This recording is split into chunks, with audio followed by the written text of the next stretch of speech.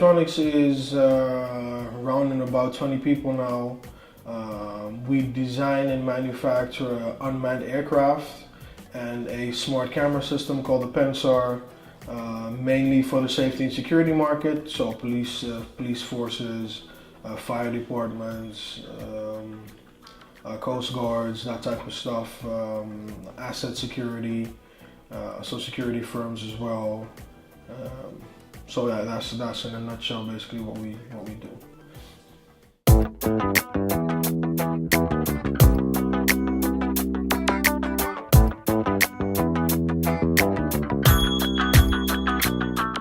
One of the issues that you have sometimes is that a client won't be able to use the drone in the way that they want to use it.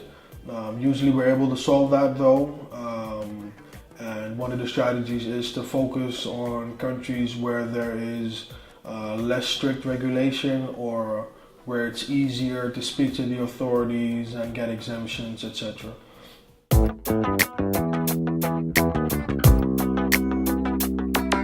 We have faced, a good example is recently we were approached by a third party that wanted to use drones in the Crim, and they were a little bit vague about what they wanted to use the drones in Crimea for.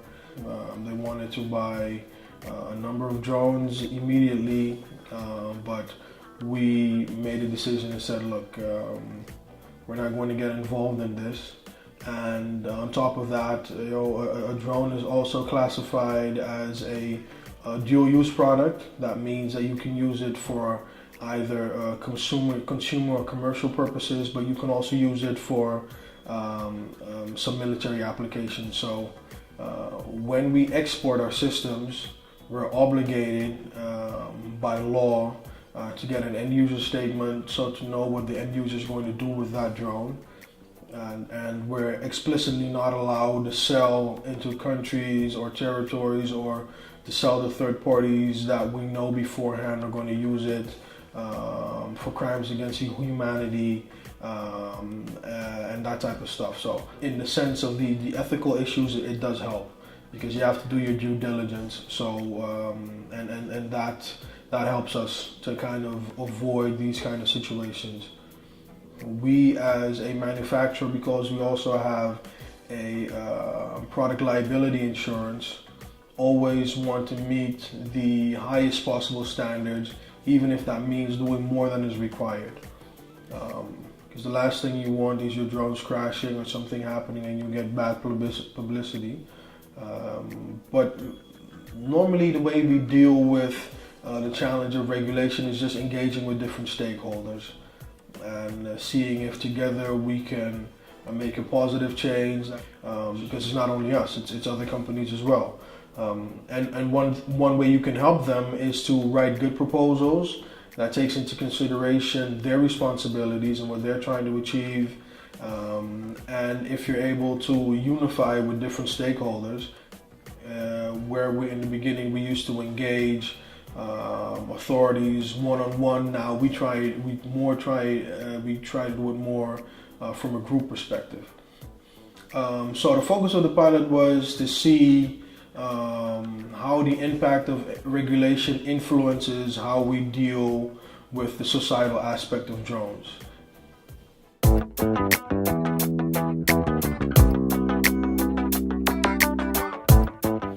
There was a time when I think it was 4 to 5 years ago, if you would mention the word drones, people would associate it with military drones, so your Predator or Reaper strikes killing people in Yemen or wherever.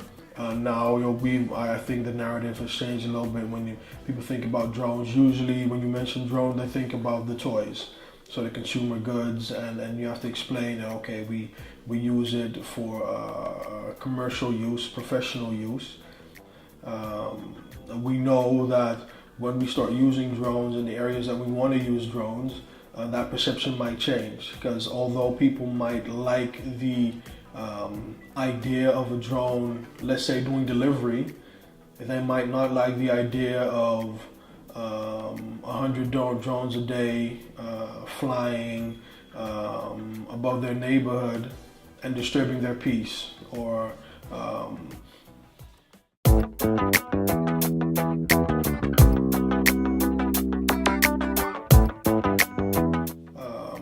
think the main lesson what we learned from the pilot is that you can't innovate in a vacuum, and we've tried to do it for some time, but you need others. So innovation is something that is you get the best results when you involve others.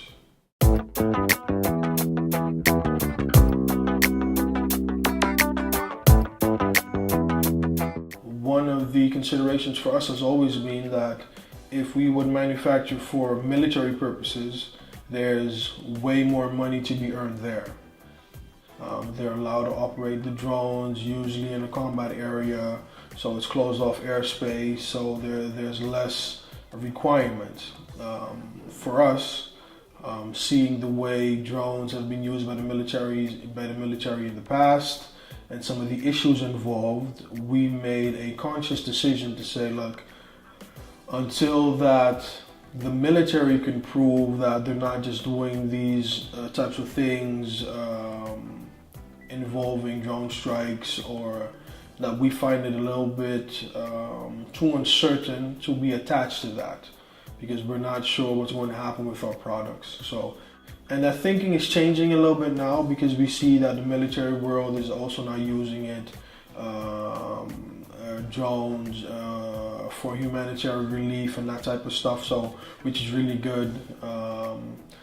EMSA, the European Maritime Safety Agency, is using it for tracking down refugees that are drowning at sea when there's accidents. So we're looking more for those types of projects that we can say, okay, we can using a drone has an impact on society and a positive impact on society. So definitely, for sure, yes.